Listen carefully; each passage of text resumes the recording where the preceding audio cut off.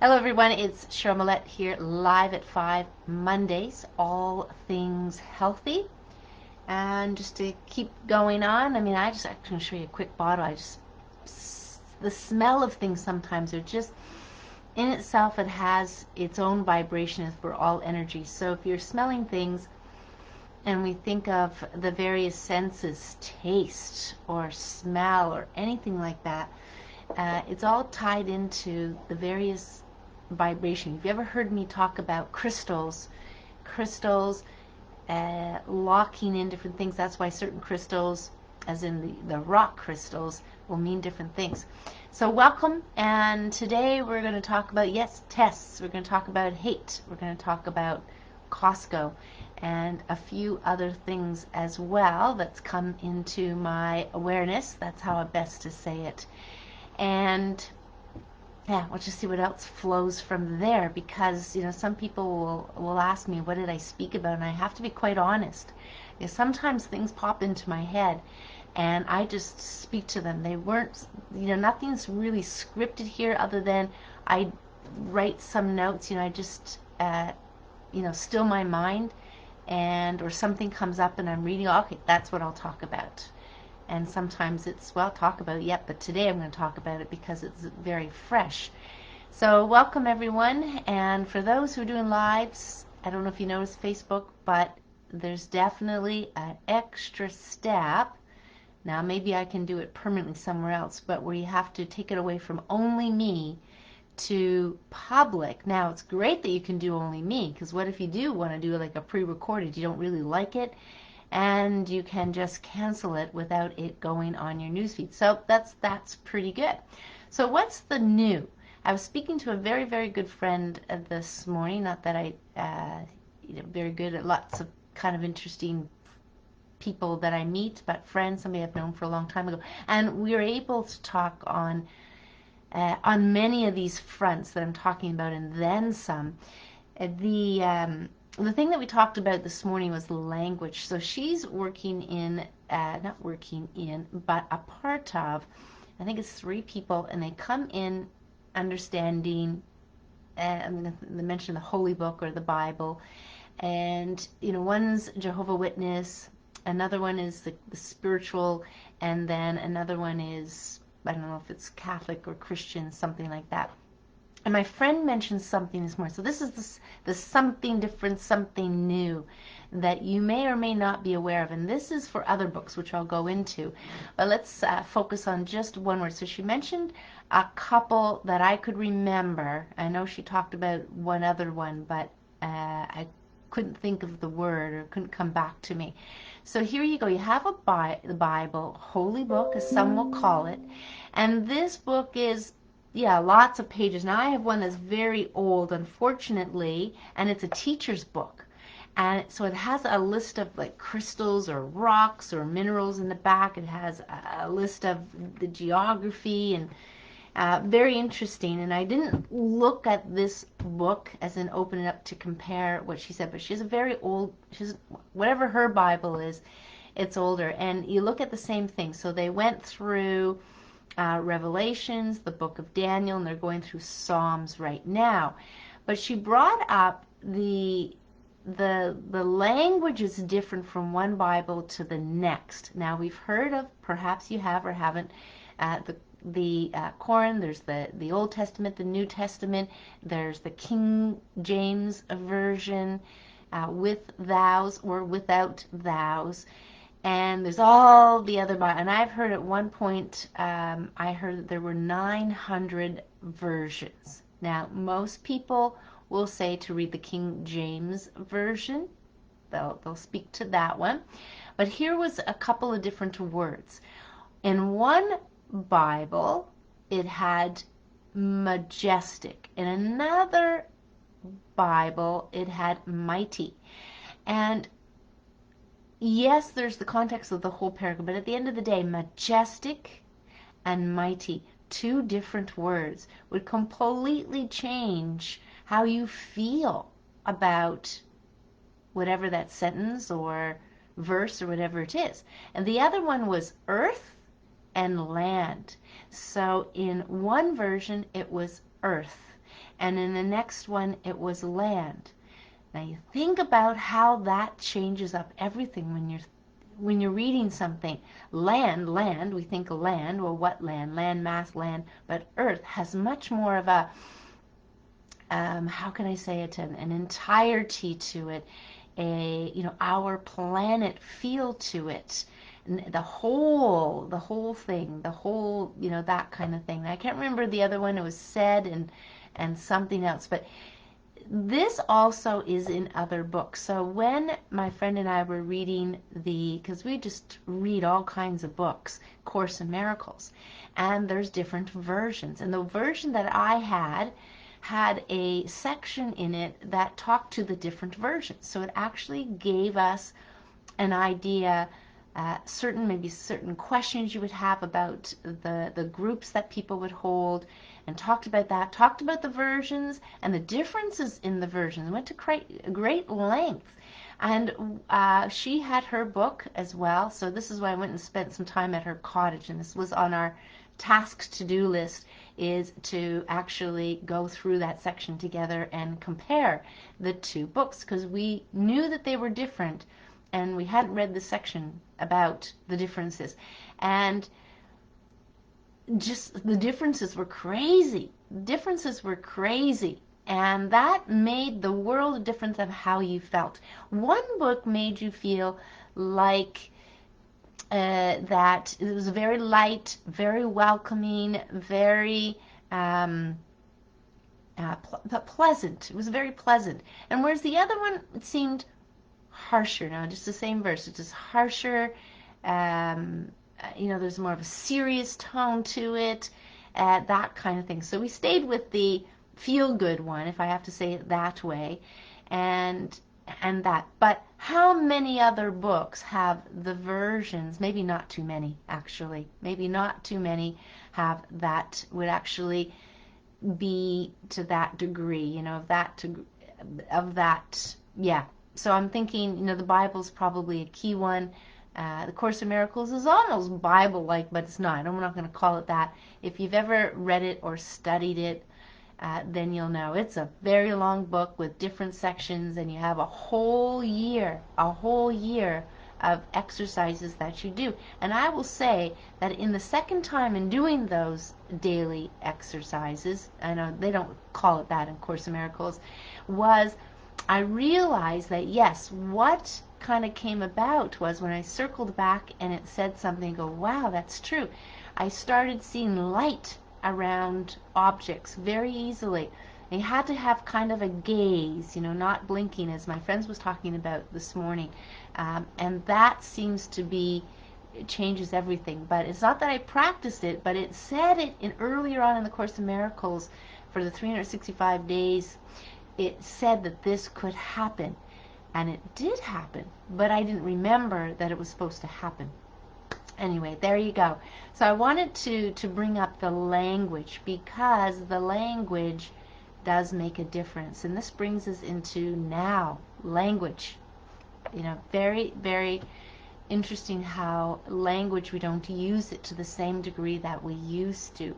The simplification of words, almost to the point where you're using LOL. That's where we've come to. But more and more I'm feeling that there's a feeling towards it, or behind it anyway, when we're starting to communicate, if that makes sense. So THC, that's what I was going to dive into, which, as far as information, this is a section of Live at 5, information in the news, perhaps some of the study, researching some of the things that I did. So T stands for test. I talked about test the last time, and somebody passed me along, actually my husband passed me along, Zero Hedge, if any of you are familiar with it. And you might be familiar with this as well, because this is, it is, actually it's today, or is it just going by today? Anyway, it seems like it was today. For the first time, a U.S. state will require disclosure of PCR cycle threshold data in COVID tests. Now, For those who know, you probably know that language is completely familiar to you. But the idea is one of the things that, and I've asked this, and other people have mentioned it, it's not transparent as to what the cycles are being used for the COVID test. Now, I'm going to kind of read through. It's actually quite short here. In here, it's by Tyler Durden. I'll just give him the credit for this. We have detailed the controversy surrounding America's COVID, now they call it case-demic, and the misleading results of the PCR test. And I've talked to Cheryl Millett, the doctor who invented and created this, and its amplification procedure in great detail over the past few months. It has been talked about. And the thing is, this actually goes into a diagram, which I like about. So I'm going to put this in the link in there. So how does the PCR test work? How does it work? Now, at a simple level, it's like a photocopier, right? So if you have a little bit material, in order for you to find or to have record or to see how much is there, it's kind of records what it is it's asking it to record. So in some ways, if we think of theories or we think of models, it's only as good as the inputs. So we got to remember that too with this PCR testing. So it can test and detect very small amounts of viral genetic material in a sample by duplicating it many times over. That's the photocopying and the cycles, right? The spinning, through a complex laboratory process called amplification. So A, the test sample is swapped from the back of the nose and processed to isolate genetic material. 2, small pieces of specific engineered genetic material called primers are introduced. So just so they kind of backtrack it, small pieces of specifically engineered genetic material. And this is what it's supposed to be looking for, called primers. So this specifically engineered genetic material is some of the inputs that have gone in there. So what is it? Why is it genetic? Why isn't it the actual SARS-CoV-2? Why isn't it that? Why do they call it genetic material? Are introduced and bind to the isolated viral genetic material, initiating amplification. So it's, the primers are going to bind onto something. They're looking for a match, and then you've got it where it starts to duplicate, and then amplification, creating millions of copies. So you can see if you have any piece of this genetic material, whatever it is that they're looking for, true to SARS-CoV or not, it's picking up something, because that's one of the questions here is the RNA. So if you have any one piece, and it's cycle, it's going to come up as you are positive in this case. Any little piece, and we're going to go into that in a moment. So then negative result is there's no viral material in the sample. Remember, it's just a part of sample, but if you know anything about colds and flus and stuff, it's like, it's there.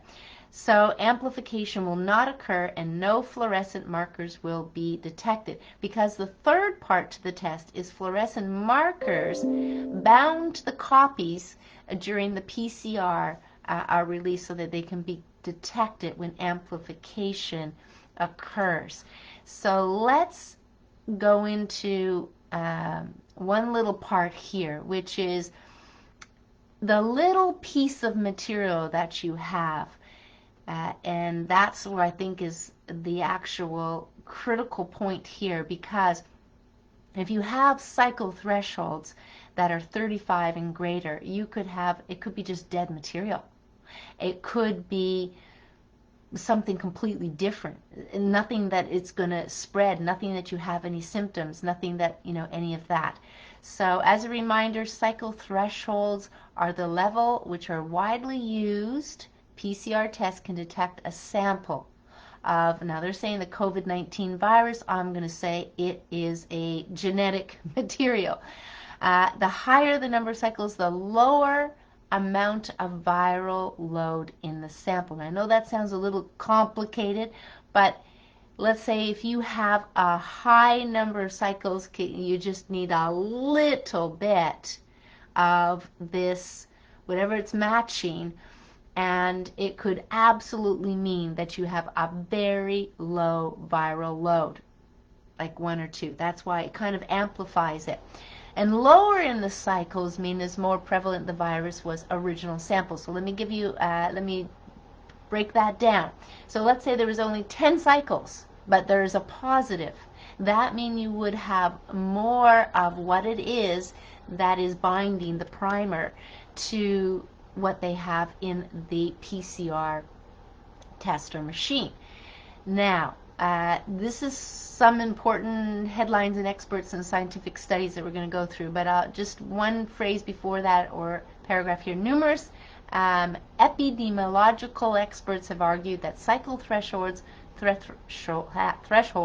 are an important metric by which patients, the public, and policymakers can make more informed decisions about how infectious and or sick an individual with a positive test might be. However, health departments across the country are failing to collect that data.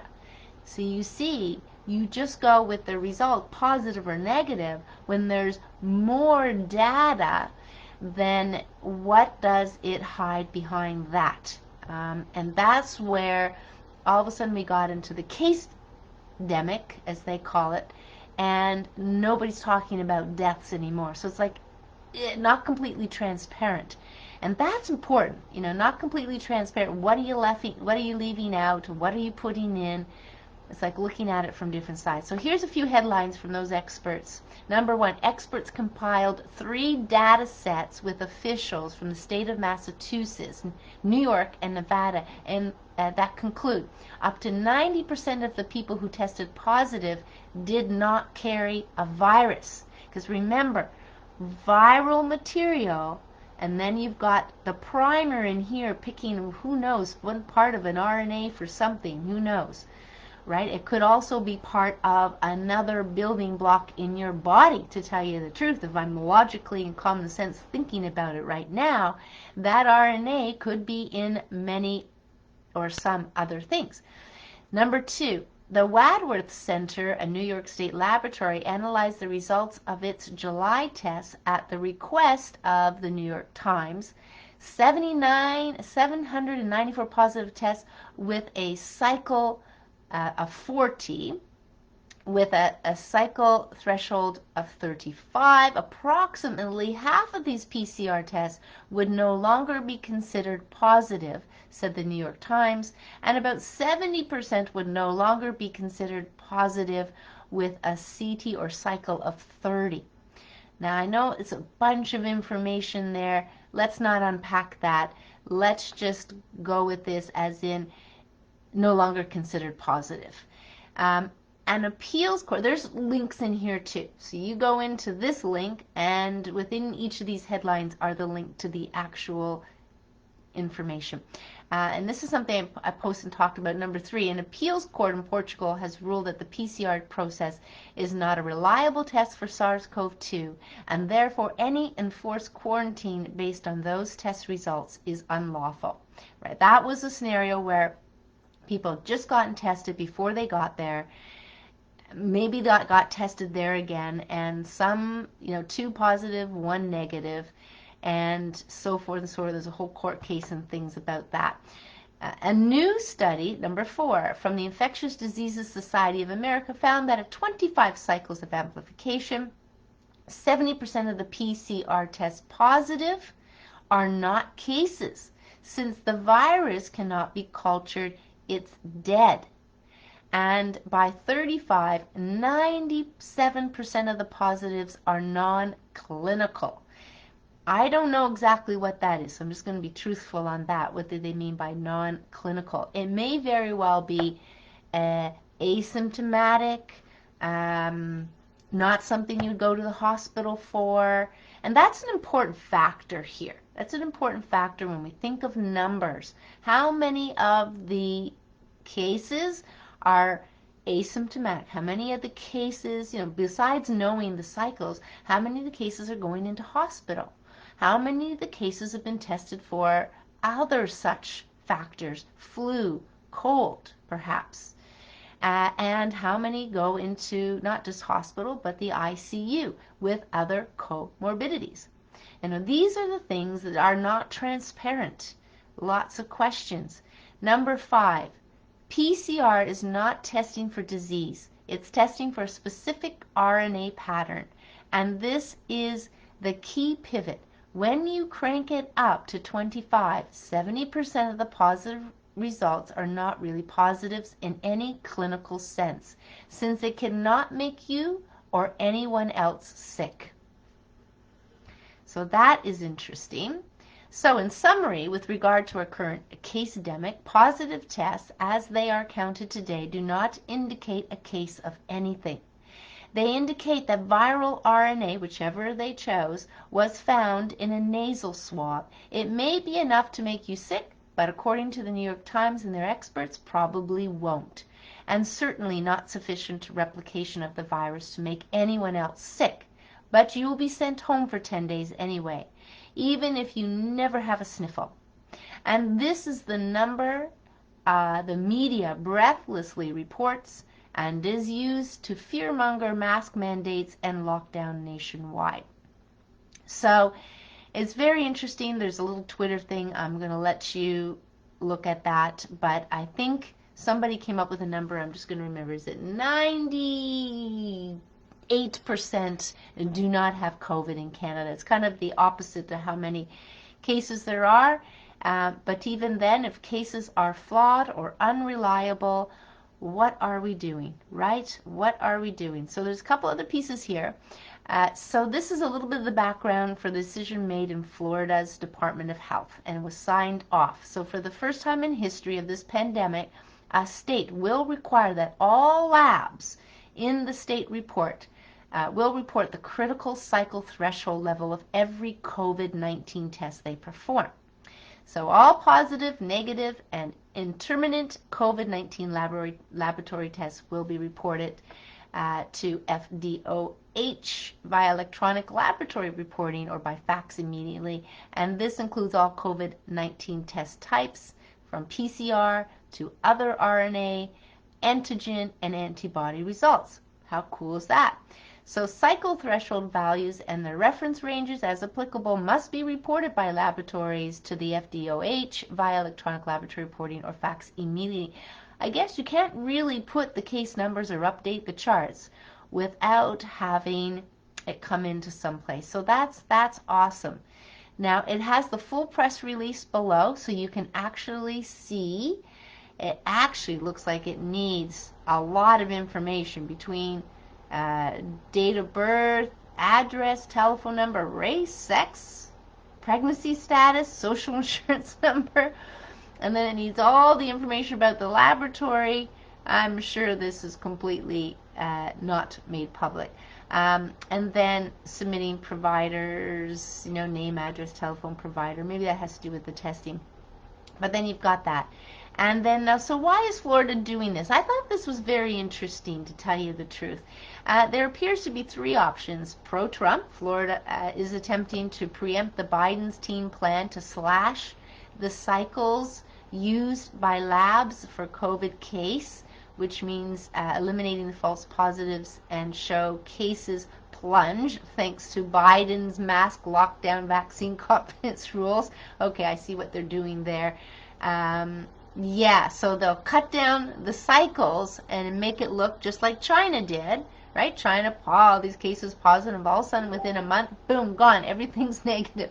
Not possible considering the time we have been with COVID in, let's say, North America, US, Canada. It makes complete no sense. I did see them spraying with these machines. Okay, the second is pro-Biden, which Florida is beginning the fake rescue plan outlined here. And 3, yeah, because it would kind of, they can still change the cycles, but they'll be able to absolutely say that, all negatives, and it's going. Pro-science, which is Florida is the first state to actually pay attention to the real science of PCR tests. So, we hope for the sake of Americans' livelihoods, it is option 3, and the case-demic will collapse on itself and allow we, the people, to go back to some sense of normality, but with all of the curiosity and questioning that we still need to take going forward. So I'll post that link below. Today, just to let you know, I'm just back in here in the video. Today, I don't know if I mentioned this before, but IATA is, they are, how can I say it? It's almost like they're a body that helps over 200 airlines. And the airlines, as you may or may not know, has been suffering without so much government support. And that might be like a stronghold to say, wow, they put in so many measurements, they cleaned up this, they do that, like they are probably the safest place to be as far as anything goes, is the airlines, like the safest place to be. So they are changing, filters, and this is all a good thing, by the way. This is a whole inside air, very, very good thing. But I sent a lengthy email to IATA today, and congratulate them on all that and all their efforts, and say we support them, and send them a couple of links, and actually reinforce what most people would say if they know anything about the vaccines that are going on here, that they have not been proven to safe, and let them know that science can be flawed, science can be bought, science can be limited, and just a couple of ideas that the people do not want. And their airlines should have no right to choose and to force to choose what goes into our body and what doesn't. So very diplomatic email that I sent to all of the communications around the world. So there's a particular page that had the communications for Latin America, communications in North America, Europe, the main communication.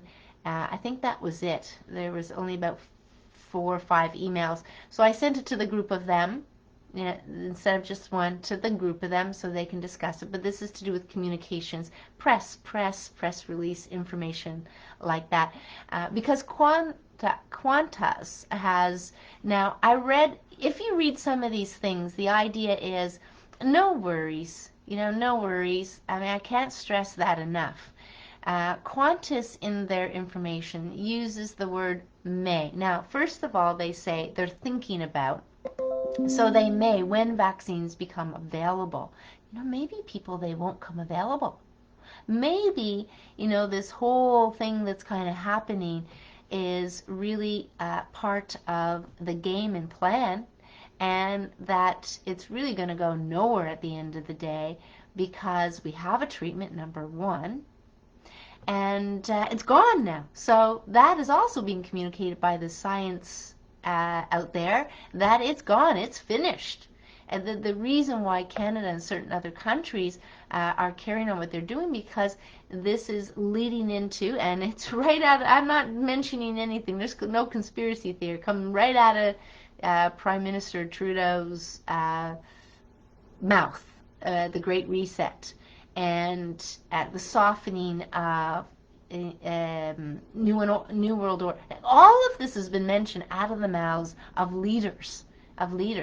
And if you watch any of the MPPs, particularly I think it was Belinda, and talk about how they're not, because I don't know if it's emergencies or whatever it is, they haven't put through, what's kind of going on was never put through legislature. It was never vetted by the proper roots, let's just say, from my understanding. That's right from her mouth. In I can't remember where she is, where she was in Toronto or she was in Ottawa, but Speaker of the House was there, those kind of things, House of Commons, something like that. But it's good. So Australia Airlines, as much as we want to say, oh, they want to, they're going to, no, they haven't come out and said they're going to. They have said they may. Now, part of the communication to IATA was the fact that they may be trying to do it because they're being pushed, right? They're being locked into going, wow, if we want to get back to any normalcy with travel and traveling, then we've got to do everything and anything we can possibly do that's going to appease. And what I said in the email is there's no appeasing here, because they're just, they're putting you in a place where you're going to have, trust me, they're going to have a lot of people boycott them. So they don't, IATA or Qantas, I mean, they're not the only airlines, but they're going to have people boycott them. That absolutely, that's not going to happen. I mean, just the UK, I think I might have posted, because my friend Sophie in the UK said to me, I'm not sure if it was a travel agent or a tour operator, but if that's, they're the ones booking and setting up tours and setting up flights, and they're boycotting Qantas if they do that. So this is already leaving, and I'm not talking conspiracy or anti-vaxxers or anything, this is already leaving, no, they should not have the choice, which is why New Brunswick vetoed the mandatory vaccination in New Brunswick months ago, because the people, even though they believed in vaccines, believed that people had to have the choice. And if anything, then if they work, then it's up to the education piece. But they don't, and they cause havoc. So any which way, we should have the choice. So this is what the airlines need to hear. So I'm about ready to kind of send something to the Canadian Airlines anyway, because it seems like U.S. Canada is going through its time. In the moment, we've got to focus on what's happening in the moment, not what's being projected in the future. If you go down that route of being trapped in thinking about what they're projecting for to be in the future, you will, and some are, getting angry, irate, anxious, more fearful. So we got to stay present. In the present time, there's none of that happening. They're just speaking about it. And that's not what we want to imagine, right? We want to imagine freedoms. We want to imagine what we do want. The other thing I dove into, which possibly many people don't, and I'm going to say why they don't, possibly because they hate Trump. That's why they're not going to do it. So hate's a big word, and it's a very strong word. Hate is where a number of people reside in about different issues, not just Trump, but other issues. And that's probably why some people haven't watched the election hearings. But I thought I was kind of like tapped to go and watch the elections with my own two eyes and hear it with my own two ears. And so I've done Pennsylvania. That was a handful of hours or several hours. And I'm halfway through Arizona, but it's 11 hours. It's 11 hours. And I'm halfway through. But the interesting things that are coming up are just, they are talking about the technology, but they have many people coming forward and sharing their stories, but they also have people that have raised money independently because they want to know the truth. And they raised money, and they had a call center with the money, and they had several $100,000. And they called people, because it's public lists, who requested a ballot, and they have the number, so he's showing the presentation up there, and they're calling, and he actually recorded it. They're recorded, but the names are redacted, so you don't hear their last name. And they're asking them, the call center's asking them a very simple question: did you request a ballot? And the person on the other side says, no, I didn't request a ballot. Did you receive a ballot? No. Anyway, I think the main question was, did you request it? And so there's a number of no's, right? And they only had the public information of in one county in Arizona because the names were made public, whereas the other counties weren't made public. So I'm just in the middle of that. But there was the whole technology with the Dominion systems and these experts that were in, that was their thing about, cyber whatever. And that was a lengthy one, but it's worth it because they tell you how things can be changed in these systems, how they had these back doors. Anywhere you can put a password in is a back door, but that there were these keys. So fascinating to learn about more of the detail, but yeah, and I forget about the social media or any of the other nonsense that's going on there. Oh, no, it's not corrupt, or no, it's very corrupt. They're just going to say that, but why? What's the evidence that's being presented here? And from what I've seen so far, without a shadow of a doubt, yeah, I watched some little clips here to do with Georgia as well, but without a doubt, it was corrupted. Now, that doesn't mean that it hasn't been corrupted in the past. That doesn't mean there's every reason to believe that things were in a position to sway to one leader or to the other. Whether here, maybe every time, maybe not, I don't know. But based on hate, I don't think anybody's watching the trials. If anybody hates Trump, and it seems like they don't like Biden either, but they hate Trump, and they wouldn't be watching them because they're hearing, So one lady, I heard this from my friend this morning, spoke up and said, oh, that's already been debunked. And they're looking at her going, what are you this is the first time we're watching this piece of evidence where they're pulling, they told everybody to go home because there's some water leak in Georgia, one of the polling stations, and so a bunch of people left. But this one girl with this blonde hair braid, she stays behind. Then these other people come in, and I can't remember if it was the next day or the next morning. She's there.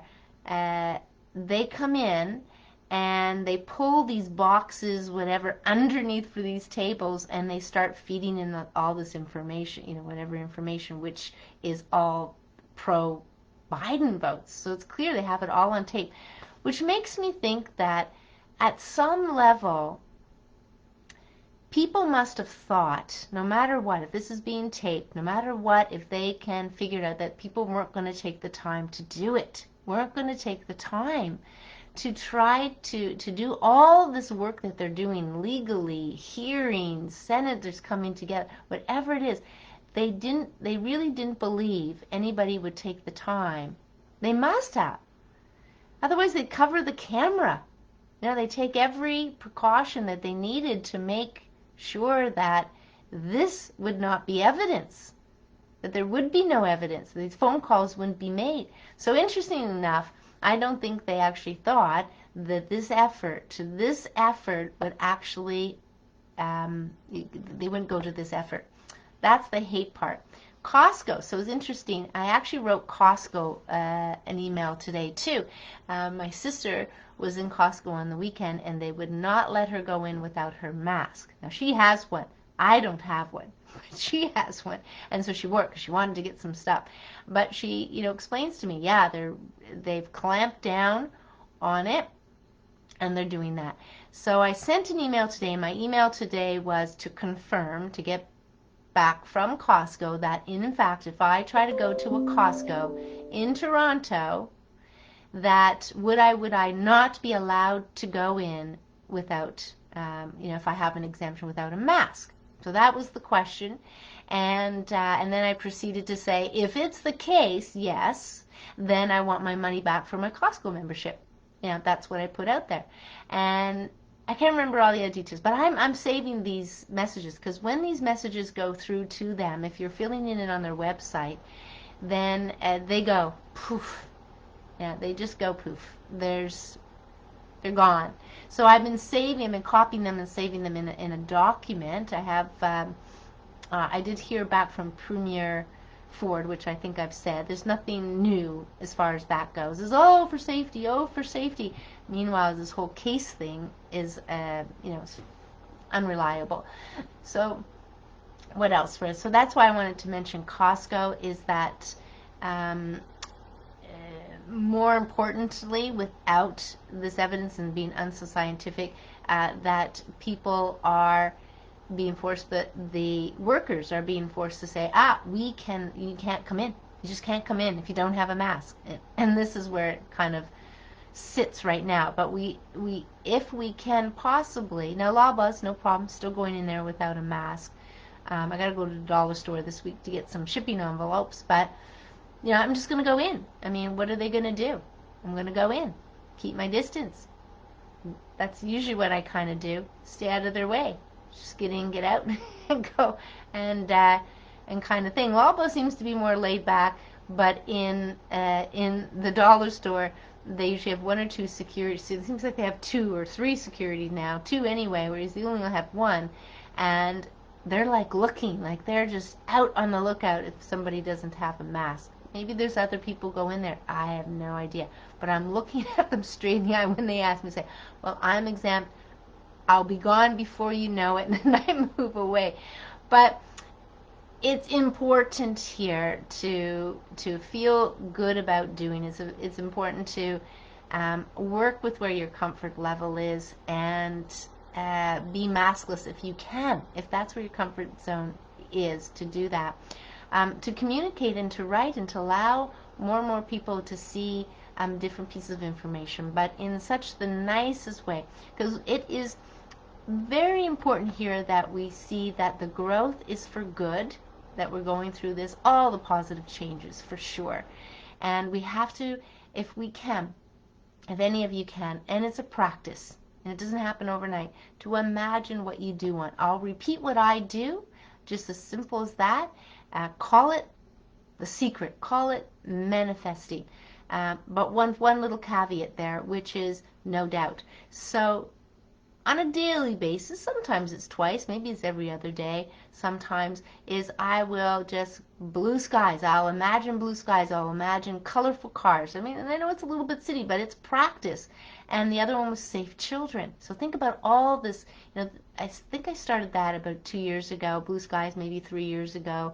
And I just keep adding on to it. And well, think of all the sex trafficking rings that are being blown. You may not see it in the news, but it's there, where they're catching a lot of sex traffickers, a lot of pedophilia that's coming up. And so it's awesome. So safe children. And then I go into free but healthy, clean air, water, and food. Abundance clean food, because they keep projecting into the future of food shortages. It doesn't mean you don't have to be prepared. But yeah, what do we want? We want abundant of food, whatever we need for the whole planet, food, and then freedoms, which could be a whole host of things, but we maintain our freedoms.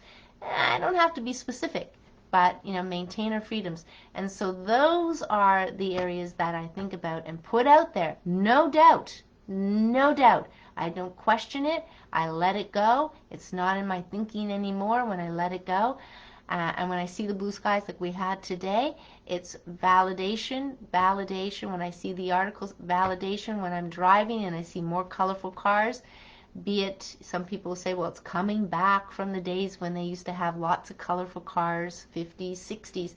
And so I'm good, great. So I see that validation. I don't see anything in food coming about that way. Spring water, it's running and it's abundant here and there. More springs are popping up, at least from a knowledge of them. And yeah, freedoms. Well, my freedoms haven't been taken away from me yet. I don't do anything different than I would do before this. So I'm still with the walk club. Walk club, 19 people on Sunday. I think there was 9 people on last Saturday, because I started the chat walks. But so it's all good. It's all good, people. So the idea is not to project or not to look at the projections and bring them into the now. They don't exist, and we don't. It's this is what we want to exist, and that's really the focus. So again, I'm here to talk to people. I'm here, in my work is to talk to people and to help people make sense of things, but then to give them tools and specific to their unique situation, the understandings and tools to move forward at any point in time, not even this time, but just move forward at any time going forward.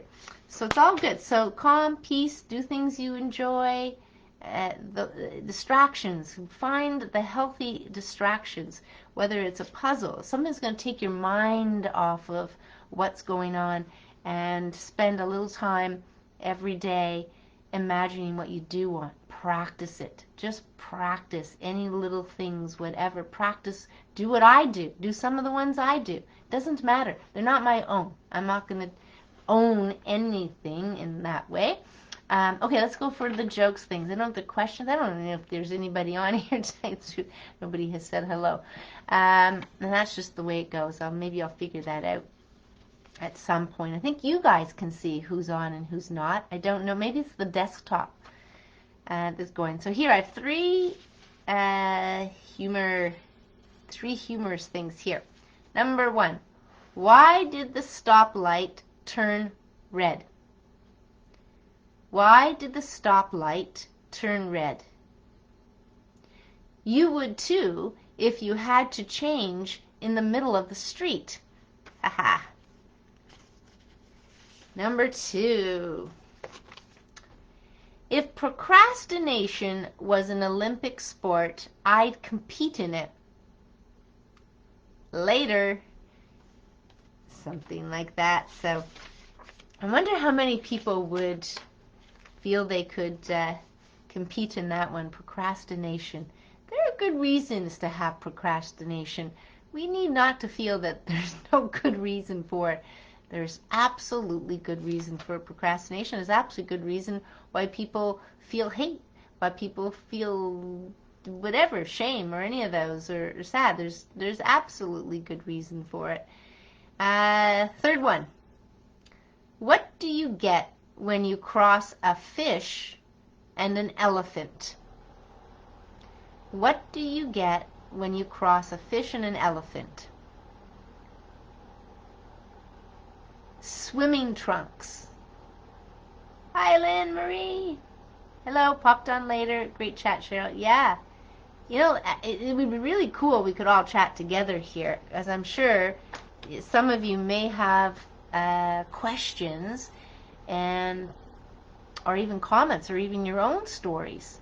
For sure. And there's a lot of them. I mean, you probably couldn't even within an hour, within a day, within a week kind of bring it all together, which is really, in essence, kind of to end up live at 5 today, is just go with the flow.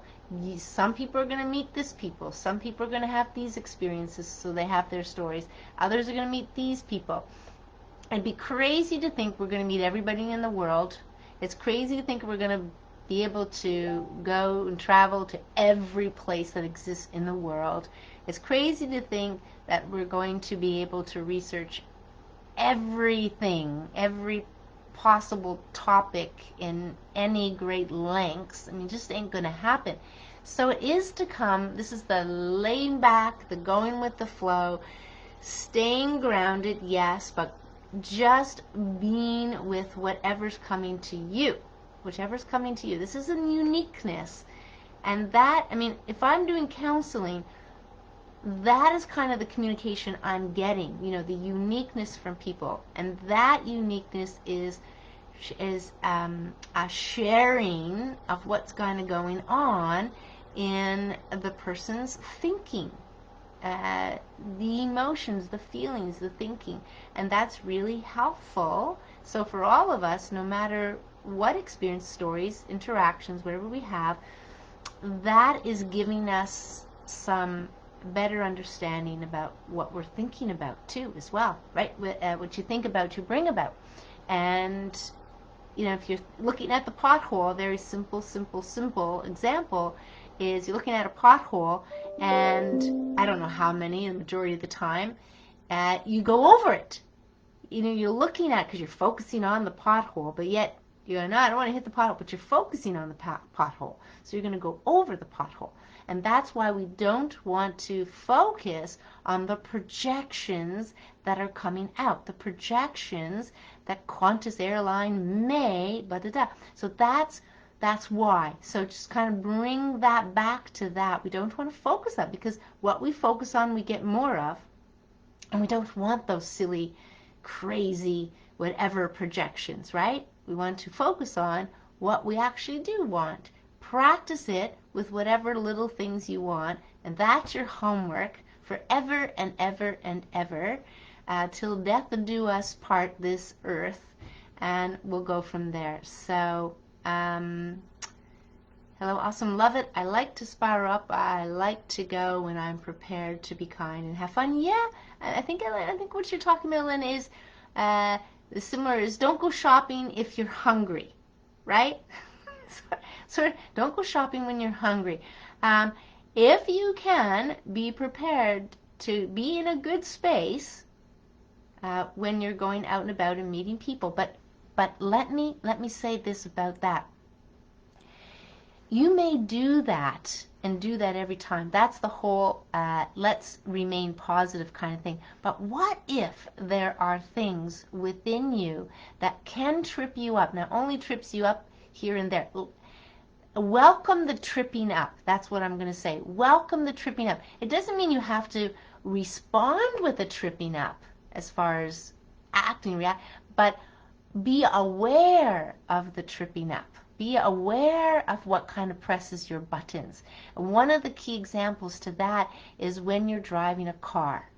So if you drive, maybe another scenario for somebody else, but if you drive, observe yourself or think about how you respond to things as when you drive. When somebody cuts you off, when somebody doesn't use their signals, when somebody's speeding up right behind you.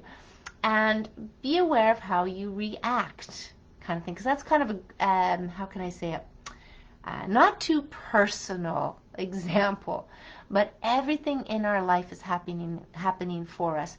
And that's, when they talk about shadow work, they talk about these things. It's about being open and accepting all these different parts of you that are not really truly you. Okay, you have to understand they're not truly you. There's a conditioning, there's whatever bad feelings, there's experience that I've had that have created different feelings, different fears. It comes down to fears. Comes on fears. So no focus on projection, great points, great homework. Yeah, that's a good homework. Triggers give inner awareness. Yes, all triggers. Triggers, you can call it something else, but look for something that trips you up, triggers you to act in a certain way that is not calming, not peaceful, not being kind, gets you into judging, gets you into anger, gets you into all those kind of feelings that own them, own them. So these are kind of words that you'll hear there and there, but here and there and everywhere. But the idea is you can get rid of them. Like some people have said, can I really truly get rid of one of my neighbors' jealousy? And I looked at him, I said, absolutely. And he's going, well, I thought, yeah, no, we're definitely capable of everything and anything and all the emotions and have them at one point in time. But once you have a particular event, let's call it, a certain feeling of any feeling, especially the lower vibrational feelings, you can let it go. You can let it go. But that's not quite often that happens in our life. We've held on to things, and this doesn't serve, it doesn't serve us. So the tools and the events are, yes, tools to use in your everyday life, can help you to learn more, can help you to observe and identify. Then it's about bringing that information to the light, out of the, the closet, out from the shadows, and looking at it. And then there's various different ways, depending on what the circumstances are, to move it along. It's like baggage. They say that one word, baggage. So when I'm patient with me, I'm patient with another. Yes, when you love yourself, you love others. When you love others, you can't, if you hate others, it's all of this interaction between what you're doing out there, most likely you're doing inside. What you're doing inside. Now, it's usually more elegant to talk about what's outside for people, because it comes really personal, and depending on where people are and being vulnerable. But there's many parts around that. Yeah, I keep surprising myself. Excellent. That's the fun. Have a little bit of fun. Bring the fool's energy in, as they say. The fool's energy, a lighthearted energy, child energy in some cases perhaps, and that kind of being with it, humor, laughter, laugh at yourself. Laugh at yourself for doing certain things. Definitely one of the things that people do, but I wouldn't see it too seriously. Don't take it too seriously, as people are impatient and they rush. And in that rushing, they, whatever, trip over their own feet, drop something, spill something, break something, hurt yourself, whatever it is. And so that's kind of a little bit different. So the idea is when you're present in the now and you don't think you ever have to rush and you get into the practice of that, you never have those circumstances. They never happen. They never happen. I remember kind of going through that and then, yes, practicing and then wearing it. When I went to rush, these little things would happen. Come back, see it for what it is, feel it, laugh at it, and go forward. But that's one of the things. Patience is a virtue, as they say. And patience, impatience, rushing, all those things bring all these circumstances in, but don't take it personally in the sense that that's almost a side thing to kind of look at. Look at that one. So anyway, let's wrap it up. It's almost been an hour. Good jokes. I'll post the jokes. I'll post the Zero Hedge link so you can have it there. And let me think if there's anything else. I'm going to post the Arizona State hearing. Again, it's 11 hours, but you can skip over to some of where they have the PowerPoint presentations. Maybe just, if you want, pull out one of the witnesses and kind of watch it. Just see what you think of it, and you'd be surprised just how much detail they're going in, and that kind of thing. So I'm going to pop up that link too as well for you. But other than that, I'm going to wish everybody a wonderful evening until live at 5 again. But definitely live at 5 Mondays for sure. But it does seem it's another 1 or 2 times throughout the week. Have some fun, find the distractions, remain in the now, have fun imagining those things that you do want. Using the examples I did, it's very simple, no doubt. Write it down if you need to, just so that you have it as a reminder. Other than that, enjoy. Yeah, enjoy. Have fun. Don't take things too personally, but at the same time, this is an excellent opportunity to learn and to grow and to get rid of things that don't serve us anymore. So there we go. We shall see you again soon. Bye for now. Thanks, Ellen, for all those wonderful comments. Take care, everyone. You're welcome.